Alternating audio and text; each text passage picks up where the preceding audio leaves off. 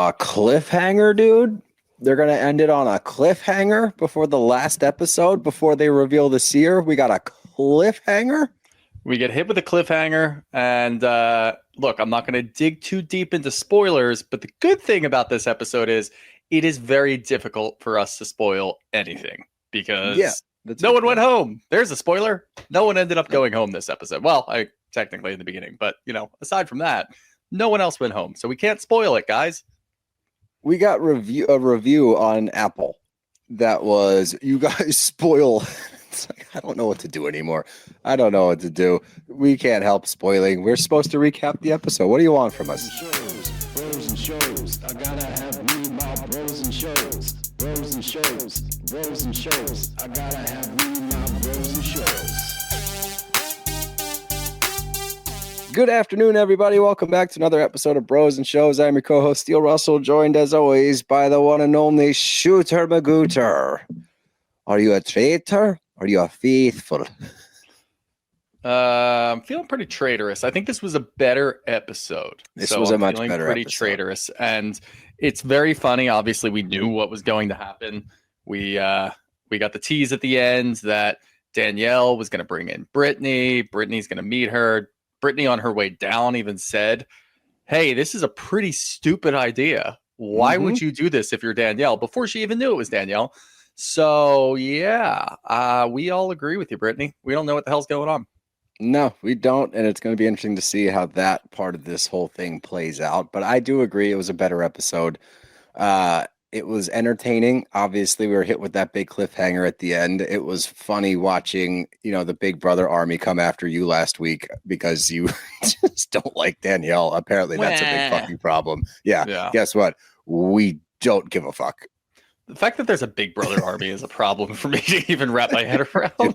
It was so funny. People like, still more watch and more. them. I was Look, I'm not. I don't want to shame too many people, but I don't know. Whenever the Survivor comes in, it's like, yeah, all right. I can kind of understand the Survivor aspect, the challenge things. Any of those shows that have been on for 30 fucking years at this point. I'm still surprised when somebody goes online and starts talking about Big Brother 75 was so good. And I'm like, how are you watching that still? You go on CBS every day and watch that? That's insane to me. Look, I won't show shame. That's kind of the basis of this podcast. I won't show shame. Watch what you want to watch. I don't care. But it was very funny to watch the backlash. We should start a second podcast called Show Shaming, and we just pick a new show every week that we're surprised exists, and we just make fun of it the entire time. And then we just see if people get mad at us. Yeah, that would be a fun one. Yeah, but anyway, back on track. This was a good episode, and we start out with the reveal of Danielle being the traitor to Britany. Big shock. But what I did like from the turret scene as they're sitting there, do I love that this is the remaining traitors? It's not my favorite, but at the very least in the turret for the first time the entire season, we get strategy.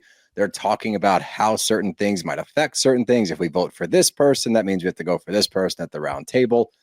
At least they're speaking strategically finally. And it's not, yeah, let's do this. And then they go to confessional. It's like, I'm going to kill that traitor. And I know they're trying to kill me. It was the first time that at least we had cohesive conversation discussing a game plan. That I can get on board with. There's some semblance of teamwork in there, which I even said it to myself after watching the turret.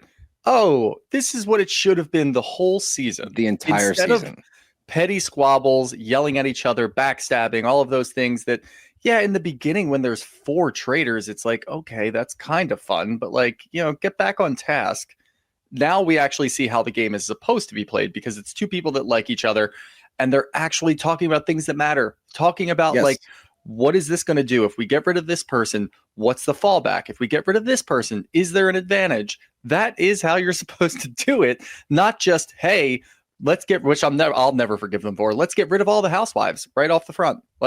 Why? They're going to provide the most entertainment. And that's my problem with these, the Big Brother Survivor strategist people. It's we got to get rid of the stupid people. It's the stupid people make great content.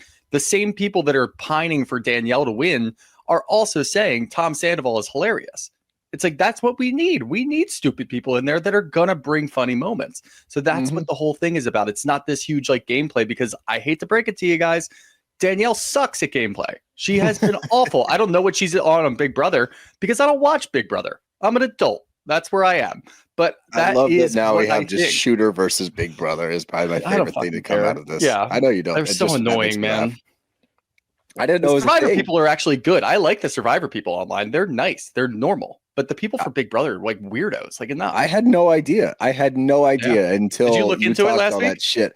I didn't have to because they commented on our shit, and I was like, "Oh, okay, there you go." Like you warned me about it, and I just sat back and like shooter thinks like, it's like Jesus Christ, he's catching strays left and right because he doesn't like somebody. Implications. Oh yeah, you know what? Actually, a better show than Big Brother, Real World. So that was a great show. I did watch that, but they're discussing obviously what they're going to do with this murder, and they recognize Dylan and Dolores are probably their closest allies. This is such an important note. Let's kill Ivar. He's the least traceable. That's what I've thought this entire time. That's what most people have thought this entire time. He's so innocuous. He's not a factor. He's clearly not a traitor. Like, he's just there. Every time in the past his name has been brought up to kill, it has been because it's just an easy one because everyone knows he's a faithful. It's just going to be a quick, like, he won't be missed is the whole right. That's been the sentiment of Ivar the entire show. That should be like the number one strategy. Let's get rid of people that have no chance of going home at the round table. Obviously, this is a bit foreshadowing, but that's what I thought that they should have been doing the whole time. Like, all right, nobody believes that Dolores is a traitor. She doesn't have it in her. The way that she's talking, no one's going to believe that. They all think that she's a faithful. Same with Tom. Like, yes, Tom brings entertainment because he's an idiot, but everybody thinks he's a faithful because of how chaotic he is, because he just jumps around from person to person with conviction, because that's what Tom is. Let's get rid of people like that because we're not going to have a chance to get rid of them at the round table. Keep the fringe people because that'll at least provide us with some cover. And now we're actually seeing them consider things like that, which is smart. Yeah, which like I said, I'm glad we get actual strategy in the turf the first time, but they land on Tom or Gabby. It seems to be it's Tom, Gabby, or Ivar, but Tom and Gabby threw Danielle's name out last week, so they take center stage. The funniest line of the turret was, "Traitors are not supposed to go after traitors," coming from Danielle in the confessional. I'm like, that has been your game plan the entire show. So that's really funny to me. Once Bob went out, you looked at Boston Rob, and then once Boston Rob was out, you looked at Carolyn. Like, what are we talking about? Your gameplay the entire time. So yeah, I know. So whatever. But we get to breakfast. Dylan is now. We've seen him wake up a little bit. You know, obviously he's been cozying up to every single traitor in the house, but he's starting to recognize. We saw it last week. He's recognizing that he might be around for a reason. Maybe he got too close. He's being protected. So at the breakfast this morning, he's like, I'm just going to be suspicious of everybody. He still has this loyalty to Danielle, but it is not the same as it used to be where he's like, oh, I'm not going to vote you out. Now he's more speculative about the entire crew that's still there, which is good. And as everyone's talking, Dolores is still stuck on Sandoval, of course. And I don't know why. It's just Dolo hates Tom. Like, she's sitting at breakfast talking shit about Tom, which I get. Like, I'm sure it's irritating being around him that much and like staying near him for that period of time. But I don't know what he's done to warrant that much suspicion. So that I'm like, here we go. She's going to waste another vote. But we find out Tom Sandoval has made his departure from Traitors. Never thought I'd be sad to see Tom go. I know. I was sad to see Tom go. I was like, look, just for entertainment purposes, only. Like, he was entertaining. I wanted him to hang around. Anyone that claims, like, if your hatred for Tom Sandoval is blinding you from the entertainment that he provided this season, that's a you problem. I am not saying he's a good dude. It has nothing to do with who he is as a person. He was just entertaining. You just sometimes got to give credit where credit's due. He was entertaining, especially in a send-off. He's like, I fucking knew it because I'm the most threatening. I didn't know I'd be so good at this game, but I was valued and I was respected. And that means everything to me. It's like, you were none of those things. You were the group jester. You were an idiot. And thank you for the entertainment. I cannot wait for him at the reunion after he has a chance to watch all this back and see what people were saying in their confessionals, see what people were saying when he wasn't around about him and how stupid he is and how terrible his gameplay was. He's going to be in denial just because we know Tom Sandoval very well based off of all of the things that we've had to do. We basically had to psychoanalyze the guy last year. So here we are watching him and we're entertained by him after all the shit that he put us through personally. We had to work on it every single day. We still are entertained by Tom. He is a funny individual. But I think that when it comes down to it, oh, wait, quick PSA to everybody, because I saw this. Andy Cohen confirmed that there will be the finale and the reunion are dropping next week. So and he's a producer on this? Yeah, he does the reunion. He's the reunion host. No shit. I didn't know that. Yeah. This is my first run through. That's exciting. Okay. Yeah. So he's the reunion host. Obviously, he's well versed in that world. But yeah, he confirmed, I think on Watch What Happens Live earlier this week. It's a double whammy. We get the finale followed immediately by the reunion. Yeah. So I can't wait for that. That's going to be a riveting night of television. But I can't wait for Tom at the reunion after seeing all of that and then having to face everybody who's just going to point out how bad he is at the game. And I know it's going to be so. He's going to spiral. It's going to be interesting. No, he's not. He's going to deny and just act like that's not true. Yeah, that's what he does. We've seen it a million times. He's going to be like, they just are threatened, but he's still going to lean on they're threatened by him, even though the game's over. Yeah. So that'll be fun to watch. But Alan enters and sets up the rest of the game that we have to look forward to. As we know, we're getting close to the finale. So this is the last round table revealing an identity, meaning whoever you vote out, this is the last time you find out if they're a traitor or a faithful, meaning this is the most important vote that you've had the entire time that you've been here. So let's make sure, Dolores, that we're focused on people and numbers. We need numbies. You need strategy to get somebody out effectively. Don't throw a vote away. Don't throw a vote away. I might be spoiling, but don't throw a vote away. That would be a silly thing to do this late in the game. So, Tom's not there. Did you see the theory that that Tom and Dolores actually had some sort of coalition where they were voting for each other and acting stupid the entire time just to get through to the end? I wish that was true. I wish that was true just to get our Bravo people together. But that's not Dolores. Dolores is a woman of conviction. She is not going to change based on whatever strategy anybody else is coming up with. Nope. She's going to play her game. But we also find out about the Seer. And what the Seer does is they will have the opportunity to have a one-on-one meeting with somebody and find out whether or not they are a traitor or a faithful. And that is all based on the mission that they are about to do. Whoever makes the most money gets to be the Seer.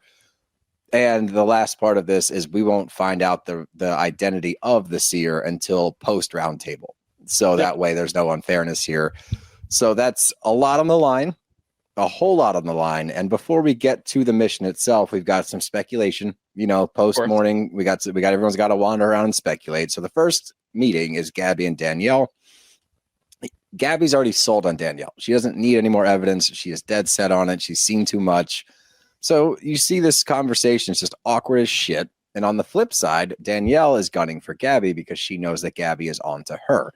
Britany's aware of that as well. So it's pretty much Traitors versus Gabby, Gabby versus Traitors. But Gabby does not know Britany's a traitor. I don't think anybody does. No, nobody's on to Britany. I don't think anybody does right now because Britany's gone through it the last couple of weeks. Danielle kind of replaced her for going through it at the round table. But nobody's really suspecting Britany at this point.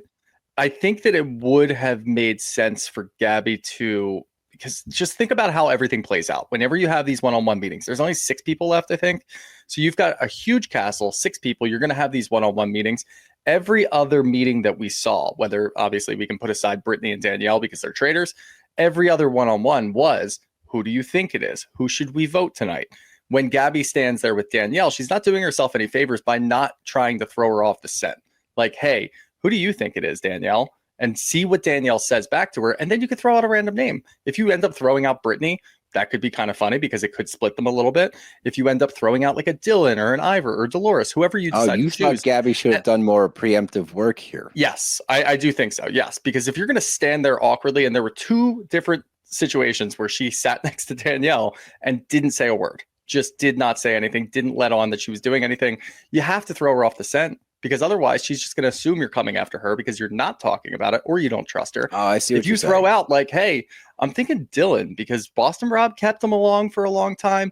Maybe he's part of it. He's acting like he's like always on edge. Every time we have a round table, it's the hardest decision he's ever made in his life.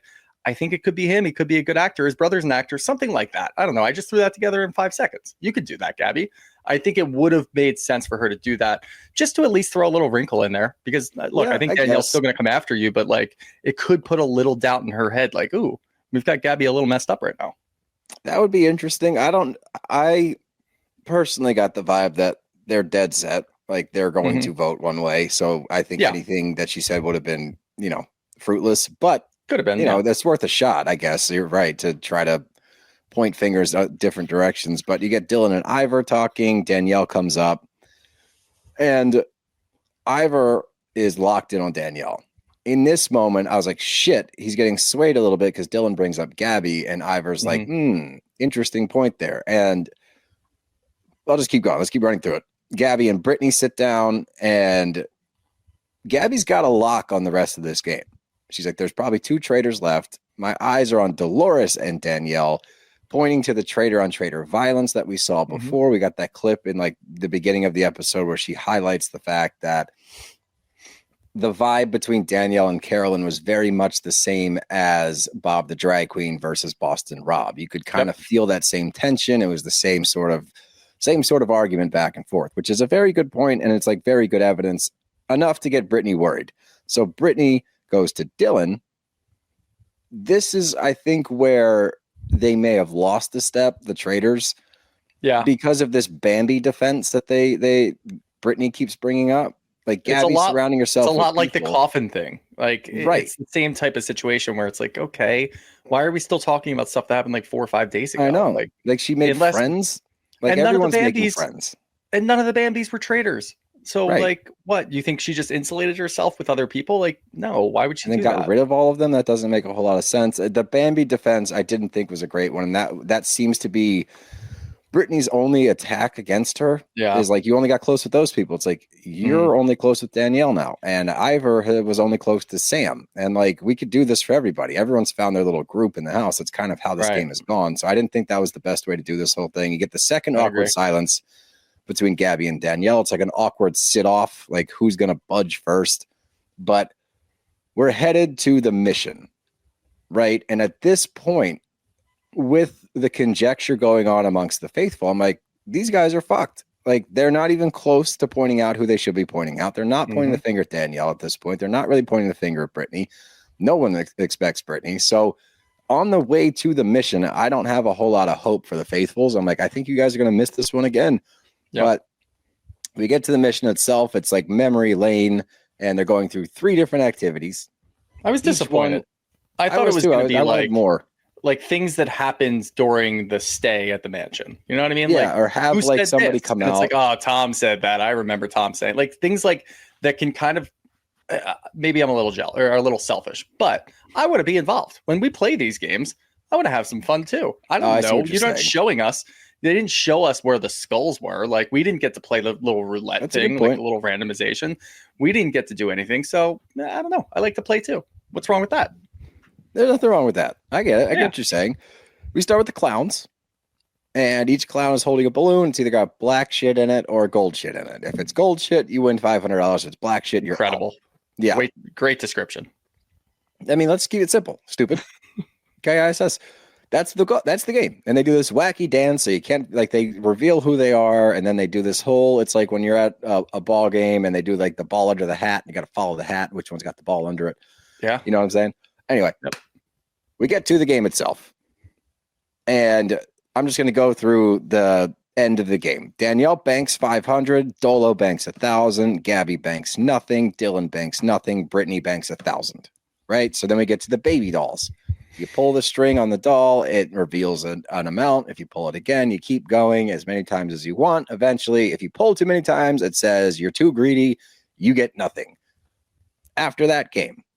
And at this point, Dylan needed to win this one. I really needed Dylan to win this one, and he really had an awful showing because in this one he pulls the string too many times. He should have racked out at 1,800. I have a question about this one. Was this $1,200 additional dollars to your pot, or was it adding 200 at a time? Because I was confused.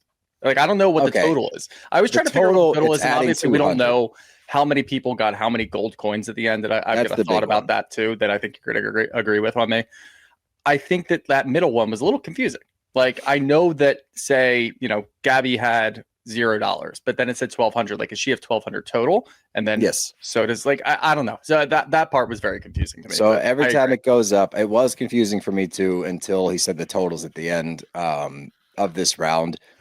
It goes up 200. So you can either have 1,200, 1,400, 1,600, or 1,800. It's not like you get 1,200 and an additional 1,400. No, I wasn't even saying that. I was saying, is this compounded on the first round as well? So it's that. Danielle had 500. So when now she has 1,700. 1,700. Okay, so it is that way. All right. Gotcha. Yeah, that you compound each game, and the winner at the end with the most money. And then he didn't do a live update total between round 2 and 3. He didn't. I wish he did. I wish they just had it on like the side of the screen or something. But yeah, leading into the final hoist the cages thing, just because we don't know who wins this, they keep it hush hush after the gold coin thing. I will give you a run through. So Dolo's got 2,400 total. Britany 2,400 total, Danielle 2,500 total, and I believe that Ivar has 500 from game 1 because he lost the pull thing. So it's Danielle in the lead. Dylan's got $0. Britany's got 2,400, and Dolo's got 2,400. Everyone else has 0. All right. So we get to hoist the cages. You go dig through a bag of like old wet leaves, which I'm sure smelled like ass. And they made us think that it was poop, like manure. Well, she said just straight up poop. I believe it's just like if you compost leaves for a while, they smell like shit. Smell, yeah. Yeah. And you go dig through a bag, you find a coin, take the coin. You strike me as a compost guy. Oh, I'm getting into the compost game. I knew it. Yeah. This year. Yeah. Well, it's part of my homesteading initiative at Casa de Russell. I'm getting solar panels, getting a compost pile, getting all of it. Let me posit a good strategy here. See if you agree with me. If you are, say, Gabby or Dylan, but mostly Gabby, you know that you're on the hot seat. You're on Danielle's trail. She knows you're on the trail. You're probably going to somebody's going to go after you at the round table. You have $0. You have no chance of winning this. You are not going to find 40 fucking things. Dylan doesn't have any money either. Give it to Dolores. And then at least Dolores who's $100 behind Gabby. She's going to have not only her coins, but your coins. It gives her a better chance. And it shows, hey, I've got $0. Like, I have no chance of winning this. I'm not even going to try to win anymore. But I'm going to prove to you that I'm not a traitor by doing this. Here you go. And then you can become the seer and you can see what's going on. I think that would have been a good move by either her or Dylan. Dylan a little bit less so because I think everybody thinks that he's faithful anyway. So, but he could have done the same thing. Or Gabby and Dylan could have done it. Like maybe Gabby gives it to Dylan and then tries to do something that way. Like throw somebody off the scent, try to get your name exonerated, if you will, by doing something like that when you have no chance of winning. I like that. I like that a lot. I'm curious if they were allowed to add to someone else's pot. The other part we don't always get all the rules. Yeah, which is silly. We should get all the rules. Just tell us everything, yeah. My only issue with that, giving it to Dolo, is we have seen her repeatedly vote. She would go to Ivar. Yes, and she would ask him. It's like, I'm a faithful. And it's like, well, fuck, now where do we go? Yeah, so that's why going with her based on her previous votes, I don't have a lot of confidence that she will use the seer role the most effectively. Whereas if you give it to Dylan, or if Dylan and Gabby team up and you give it to Gabby, they have been more speculative about everybody, whereas Dolo's been stuck on Ivar and Tom the entirety of the game. So that's what I think. But I like that. I wonder if that was a possibility. Yeah, I don't know if that was, they should give us like every detail, because we find out after the fact. We'll speculate on things, and then people after the fact like, you can't do that. It's like, well, they didn't say that, so how are we supposed to know? But anyway, pre-round table discussions are happening. We're speculating after the game. We do not find out who the seer is until post round table. We're not going to be let in on who won the whole thing. If it's a traitor, I think it's going to be very hard for the faithfuls to win this game. Well, I'll try to save who gets like the cliffhanger at the end, but we still know who gets kicked out. Exactly. We don't know who got kicked out, so that we can't spoil this possibly for anybody. But yeah, I agree with you. If a traitor gets the seer ability and they're able to get another faithful out of the round table, it's game over. There's pretty much a wrap. Way. Like, you can't do anything at this point. So the pre-round table speculation station, Dylan and Gabby are chit-chatting, and Gabby lays out her evidence for Danielle. Great move, astute observations, the Danielle and Carolyn in the wine cellar, catching them early on. And if you remember, Dylan went in shortly after that. He was looking around for the little coffin. Remember that? Yep. So I wish that came back. I don't think it did. Like he didn't think it did reference either, that, yeah. which I wish it had, because you've been like, oh my God, wait, Danielle was there. But anyway, Jeremy saying her name last before he got the boot, and then the traitor on traitor violence that we saw at the round table previously, that could have been the same thing as we saw with Carolyn and Danielle. All great evidence, good observations. Again, good gameplay finally coming in this like second to last episode. We finally see people using real tangible things. So I was stoked about that.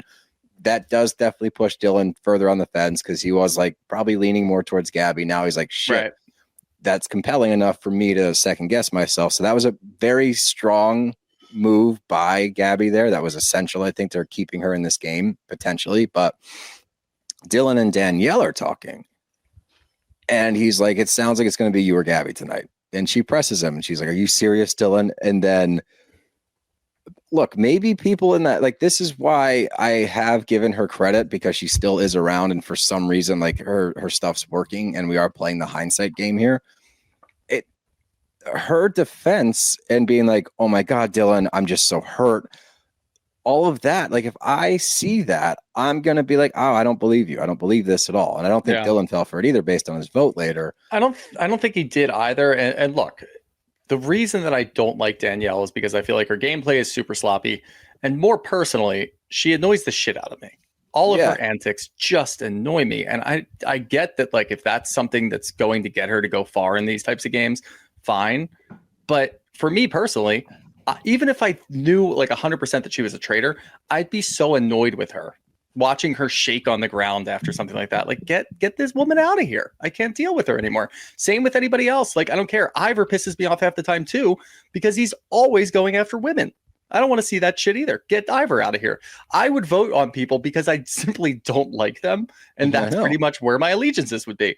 So when she does this, like, I understand that it's good gameplay, because Dylan is somebody who has been playing pretty emotional the last couple of episodes. You can pull on the heartstrings for about sure. It every single round table for the last like 3 now, where he's even said to the rest of them, like, hey, I'm torn, and this is going to destroy me if we're wrong. Thankfully, they were right about Carolyn last week, but he's still like very mixed up, and he doesn't know what to do. So it is smart to play on his emotions. But I think at this point in the game, when there's only 6 people left and you have to get somebody out at this point, or you guys are toast, I think he's trying to put them to the side. So I don't know. I don't think it worked either. Yeah, I mean, the one thing I will say, and Dev pointed out, it's like that is kind of Danielle's only move with Dylan at this point, and with everybody at this point, is like she needs one person remaining to be on her team. She's swearing on her grandkids to everybody. So yeah, that is her move. So, but by going after just Dylan, by focusing in on Dylan, because everyone else seems to have their mind made up, that's her only chance to sway somebody. So again, I guess it is the most logical approach. But you get Britany talking to Danielle, and it's clear that Gabby's gunning for her. Dylan's open to the idea of voting Danielle out. You finally see these two start to panic a little bit. They've been so sure of themselves. They were driving back from the mission like, oh my God, this is a fantasy. It's all coming true. Like they were so on cloud 9, and now they're brought down. They had the numbers. Yeah, it's so crazy too. With 6 people left, one person. Now, obviously, Dylan can potentially sway Ivar. They're starting to think a little bit more like, holy shit, like we have to get to Ivar first. And this is when it's really funny too, because it is such a big place. Like when there are, what do they start off with? Like 15 of them or 15, whatever? 14 16. of them? I think it was 14, then plus Boston Rob, and then it's probably 16. Let's say 16, whatever. So there's a lot of people in that house, and now suddenly there's only 6, and there's 8 rooms that you could possibly be in. Nobody knows where Ivar is. He could be in the bathroom for all we know. He just never moves. He didn't move at all. He stayed on the same couch the whole time. And Britany running around. I thought it was great editing with Britany running around, like in and out. You could see her going up and down the same hallway, going like to yakety sax, like It's like, oh man, that would have been so on brand for the UK too. That would have been fucking awesome. But the shocking part, Ivar may be the difference maker in this game. He may be the reason that the Faithfuls have a chance because of his conversation with Britany here. Yep. Because she obviously is trying to push people towards Gabby to help out the traitors overall. And she's like, listening to Ivar's defense, and Ivar has a decent defense. He's like, Danielle stopped shaking yesterday when she was going after Carolyn. It was the first time I've seen that, and she was super focused, super locked in. I'm locked in on Danielle now. Britany has an emotional response to it. She's like, I don't know if I can do that. I don't know if I can handle this. Like, it's going to crush me. And this line right here, it was, but the line right here, if the vote goes a certain way, it's because of Ivar saying this. It's a game. It's the first time that anybody, what he says.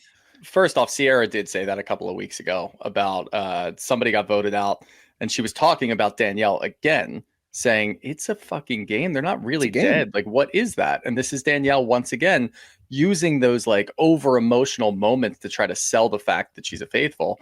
And it's just starting to get to a point where people aren't believing it. And Ivar hasn't done a lot so far.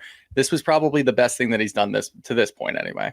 This could be the difference maker in whether or not they vote out a traitor. Because I think this line it resonated more with Britany than I think she was expecting. I think she's like, oh shit, you're right, it's a game. And then she starts thinking back like, okay, I was versus Danielle and Big Brother. I betrayed her. What's going to happen next? Like, there's a lot of pieces there. And I like that's, again, this was one of the best episodes this season because of things like this. We're using strategy. We're using speculation. We're actually discussing real things. We're not just being like, I got a gut feeling on this one. I like your gut a lot. I'm going to go with your gut too.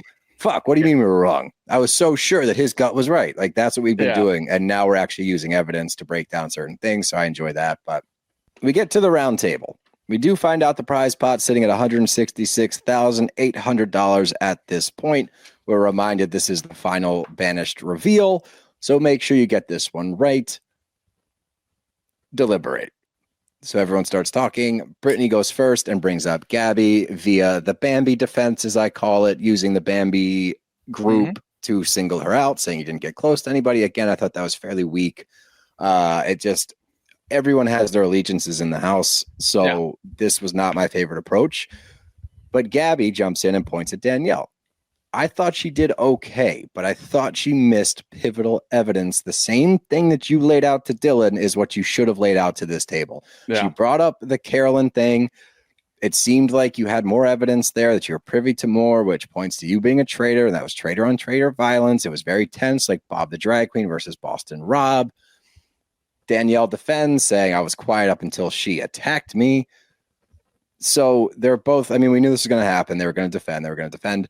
But Dylan starts to side, like he openly starts leading towards Gabby. Ivar, he sides with Gabby, obviously.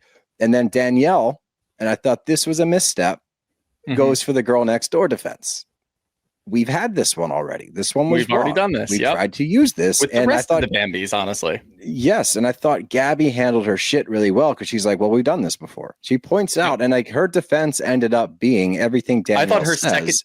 I think her secondary defense was so much better. I think that she laid out enough there, and I think that she understood, like, I probably have Ivar, and it seems like Dylan is leaning my way as it is, so I'm just going to lay this out right now, see what she says about it. And I thought she did a good job by saying things. You had so much conviction going after Carolyn. We don't know if you're just staying within the realm of the game or you know these facts for absolute because you're up there in the turret doing the same thing that we saw Bob the Drag Queen and Boston Rob do. It was pretty similar. You guys were going after each other with facts and you were both very sure about what you were saying. So it makes a lot of sense. So I think that was a pretty good argument. But her secondary argument when they come back to her is so good. It was so eloquent. It was so straightforward. She wasn't scared at all. She was so smart about everything that she said, just putting it right back on Danielle's lap. I think Danielle handled it really well too. I think it was one of the better back and forths that we've seen in a round table where you can tell that neither of them really give a shit about the other. They just don't care. We're just going to rip it off right now. There's nothing left to lose. And I thought both of them were playing such a good game at this point, talking about both of each other's strategies. Yeah, I'll give Danielle credit here. I thought that this was the best gameplay we've seen from her up until this point. I thought that it was anytime any player tries to lean on emotions or feelings to defend, I think that's when I get red flags. That's how I watch this show, at least. Yeah. And her big defense, though, after all, because she's laying certain things out against Gabby. Gabby did a great job kind of volleying back at her, whatever she was throwing at her. But when she says, like, I don't have the stomach, I can't stomach being a traitor. I'm like, well, you don't get to dictate whether, like, you get picked to be a traitor early on in the game. So for you to say that you can or cannot stomach it is irrelevant to the game. You need to be able to do it if you're picked as a traitor. You've been on these game shows before in Big Brother. So that's when my red flag radar is always up for anybody on this show. If you're going to try to defend with, I couldn't handle that, I'm like, I don't believe you, because if you were in that position, you would have to try. So that's an irrelevant argument to me. But we get to the vote after Dolores ruins everything by saying, I'm going after you, Ivar. And I'm like, why do we do this every week? Why do we waste votes? I have a theory about this one. And I know I know a lot of people, because we have questions at the end, I think a lot of people are going to ask us our thoughts on it. So I'm just going to do it. You can go through the votes, and then I'll go into my theory about this whole thing. Okay. Well, we get to the voting, and Danielle gets 3 votes from Ivar, Gabby, and then Dylan actually gets swayed enough to vote for Danielle. Big move there. The best move that Danielle has done this entire game was switching her vote to Ivar. And I don't know if she gave Britany a look or something across the table, like, hey, we're going a different direction. I don't know what happened there. So but that's my theory. Up, what's the theory? So the switch up is the theory. So when Dylan sat down with Danielle, we saw them start to scramble. They're freaking out. I think they pivoted on a dime. We don't have the votes anymore for Gabby because we know that Dolo's going after Ivar. Again, Dolo, huge woman of conviction. If she says before the roundtable, I'm thinking Ivar, she's going to go after Ivar. She's gone after Tom for 4 episodes with no issue at all. He got killed last night. She didn't even bat an eye. She didn't say, oh shit, I was wrong about that. She just wanted Tom out of there. So she's going after Ivar no matter what anybody else says. And the fact that she ended that whole thing, it's like, okay, if Dolo goes after Ivar in this and she puts a case on Ivar, we flip. We just go right for Ivar, because at least we know we'll have 3, and the rest we might be able to get Dylan to go after Gabby, and then we have the numbers immediately. I think that was probably the smartest, and it was a little risky, but I think it was the smartest move that they possibly could have done, was flipping at the last second, because it threw everybody off. We've got this huge thing against Gabby.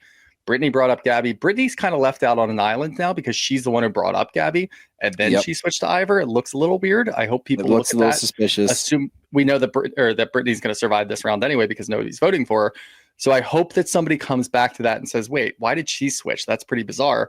No matter if Danielle or Ivar are the ones who go out. But I did think this was probably the smartest move that they could have done at this moment. I agree, because it also takes the target off of Danielle a little bit, because she didn't end up going for Gabby. So now Gabby may retreat a little bit. I don't know. She was just playing defense the whole time during that roundtable. I mean, that's what it looks like. She's like, hey, Gabby came after me. I was just defending myself. I wasn't saying, I was suggesting she could have been. But yeah, I think Dolo swayed me. That was a smart move by Danielle. Probably her smartest of the game. It was her smartest move of the game, and it's good gameplay there. And again, I wrote after this scene, I'm like, finally using logic, and that's about everybody at this table. We're finally breaking this down pragmatically instead of, I got a feeling. So that made me happy. But it's our first draw, of course. Leading into the last week, we get our first draw of the season, and each person gets to plead their case. They don't get to vote, obviously, and the remaining 4 are left to vote. So Ivar pleads his case. I didn't think he did a bad job. I didn't think so. Yeah, he shouldn't have said much. He's just like, look, guys, I've been this guy the entire time. No one suspected me until now. Like, this is dumb. Don't waste your vote on me. If you do, we got 2 traitors left, and you're screwed after this. There's no way you win. If you vote me out, he kind of said that. Yeah, he pretty much said as much as That's what he said. So it's like that was like, that's perfect. Leave it there. Danielle's only play is to sway Dylan's vote, because she's expecting Britany to vote for Ivar. There should be no question mark there. They left on the same page. They got to this point. Like, that's got to be the move. I'm not even considering Britany at all. But does not remember or does not know that Ivar had that conversation that, hey, it's just a game. Britany catches a look from Dolo across the table. Yeah. So Dolo maybe actually unintentionally saved the day. I wanted to talk about that. So, and look, this could all just be smoke and mirrors. We don't know what actually happens, because that is the cliffhanger. We do not know where Britany's vote goes. And obviously she has the option of either another draw, which leaves it up to chance, which I hope is just a coin flip in the most traitorous way. And it's a crazy fucking coin flip, like a massive coin in the middle of the table pops up and Alan just goes over and like pulls a lever and it drops out. I don't know what happens. I just want something spectacular if we get there. But I did want to focus in on Britany talking about the look that Dolo gave, where she had these big eyes, as she describes them, and looks right at Danny. And I'm like, oh shit. I'm like, wait a minute. That just means that she's aligning with Danielle, I think. I mean, it's Dolo. You guys have been with her for a week. She's not going to change her vote. Why would you think? And Britany led on like she thought she was changing her vote to Danielle. So maybe she saw this as an opportunity like, hey, if I don't vote for Danielle right now, people are going to be on me. People are going to think that it's me. I think there was no world in which I thought that she was switching her vote. Like, I didn't think Dola was doing a look to be like, we're going after Danielle, Britany. We're changing this. But that could be just because of how she's played the game up until this point. Also being like a Jersey fan, like knowing that she is above all else loyal always to a fault. So yeah, I wasn't expecting the switch up, but Britney's so rattled right now because she's going through her head. All right, it's a game. Yep. I do need to get somebody out. I need to think about myself a little bit, but I also like pledge fealty to Danielle, so I don't want to fuck this up. But she's rattled enough in this moment to take that and be like, what did she mean by that? Are we going after Danielle? Should we just get Danielle out? Then I'm the last remaining traitor, but at least I'm still here. No one expects me. She did a lot of thinking in that little time to write down her vote. We get the vote, and we're left on that cliffhanger because Dylan was not swayed by Danielle pleading. He sticks with his gut there. Danielle gets 1 vote from him, 1 vote from Gabby. Dolo goes for Ivar. And in that moment, Britany jaw drop. Yeah. Oh, shit. Which could be editing, of course. It but could be a million like things. It to us, of course, sitting at home, we're like, oh, did you switch up because you didn't want to be left out on that island? Right. So it's going to be interesting. Obviously, we get hit with like a TBC to be continued, and we're finding out the Seer next week. We're finding out who gets voted out, if somebody gets voted out, or if it's left up to chance, and we flip a giant coin. Me personally, I think that table looks like a roulette table. So if it like drops down and faces come up and they spin a big ball, I would love that. That would be cool. But there's a million things you can speculate on. Again, you're also at the will of the editors. They could have just found that image of Britany going, oh, and that could have had nothing to do with it. I stopped as they were going through faces from like the scenes from next week where it's like they flashed everybody's like headshot moment. And I thought they left Ivar out, and I was like, well, they already told us. So I stopped and like rewatched it. No, they showed Ivar. They have all 6 remaining. So we don't have anything to go off of except for looks. But then you're also, like I said, you're playing into the hands of the editors. We don't have a lot to go on here as far as who got whacked, if anybody got whacked, or are we doing a coin flip? So that this will dictate more than likely whether the traitors or the faithful win. This decision here, because if Danielle gets whacked, it is uneven, faithful to traitors. If Danielle stays and you get rid of Ivar, now and you have to assume that Danielle probably also won the Seer, just based off of, she was up 100 points. She's going up against I guess or Britany. I mean, Dolores has either one of them. The chance Dolo's the only one with a chance, really. And I just don't see Dolo digging through enough piles of leaves to find coins. I don't know. I'm not going to say. I have no idea. I'm just saying, like, I don't know, because that's also going to dictate a lot. So it's either 2 traitors versus 3 faithfuls, and they have the chance to murder one of them tonight or at the end of the night. So then it'd be 2 on 2. It's very different than 3 on 1, right? So this will dictate the entire game here, I believe. Yeah, but it was a really, really good episode. Yeah. Now let's get to some questions from HM Faulkner. If Britany didn't switch up her vote, I'll be annoyed with the cliffhanger. I think we all will, just because they left us on a TBC.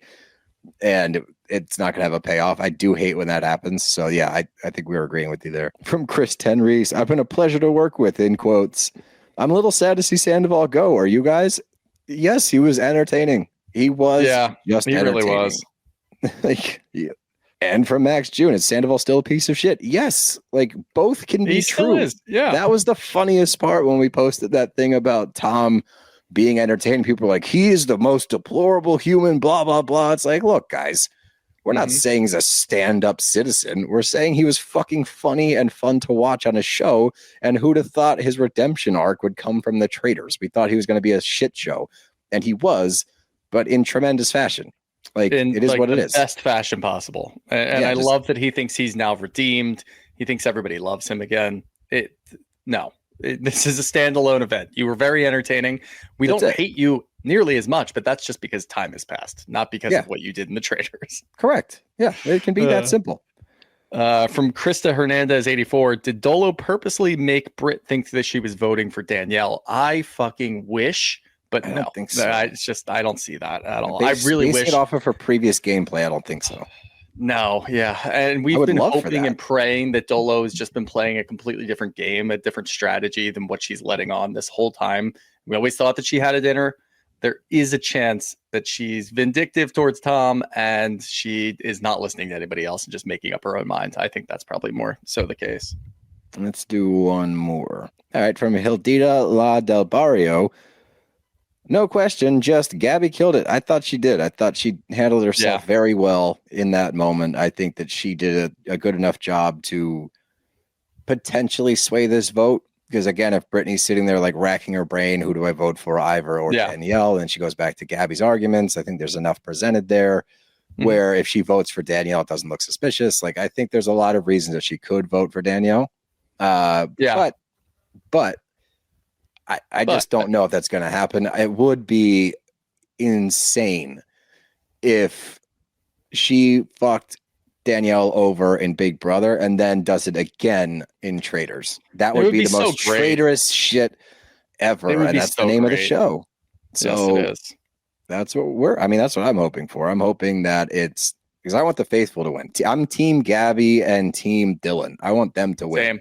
You can get Ivar. Ivar is irrelevant to me. He always has been. Yeah, if he did enough here, great. He's still kind of an asshole. My thing is like we love Dolo, but Dolo has not been playing a good game. She played a bad game. I want the people who have tried really hard, who have played a good game in my mind, to be the ones who win. Danielle has not played a good game. She was built with this whole traitor thing. She was dealt that hand. She's played it terribly, and she's gotten lucky because the faithfuls are idiots for the most part. And she was vindictive towards the other traitors, and it worked out in her favor. But I still don't think it was good gameplay, and I don't think she deserves to win. Britany can win. I'd be okay with Britany wins. I just want Danielle to lose. Yeah, and I think that I will always land on the side of credit where credit's due. I don't think that she's played a good game, but she is still standing, and it's gone in her favor time and time again. Is that luck? Is that just this wacky way she's playing the game? I don't know. So I'm not going to say that, but I'm team Gabby, team Dylan all the way. So I want them to win. Wait, one more thing that we do want to talk about. Did you see the rumor running out there? And it could be from Carolyn's camp. It could be from the Survivor people.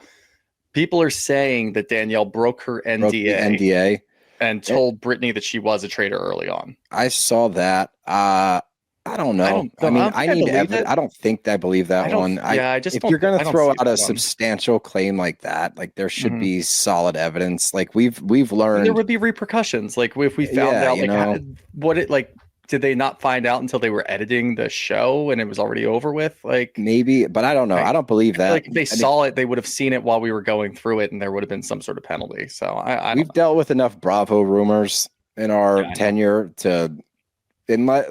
we are at a place where if you're going to make bold claims, you better have substantial evidence to back it up, or I'm not going to buy it. So that one, I don't know.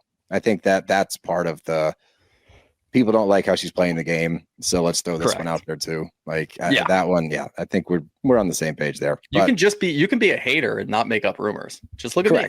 Yeah. Look at Shooter. Yeah. Shooter versus Big Brother. It's my favorite new thing. Player haters ball. But you got anything else? Nope. No, that's all I got. And that's our show. And the bros got to go. Everyone have a lovely day. Bye-bye. Bye.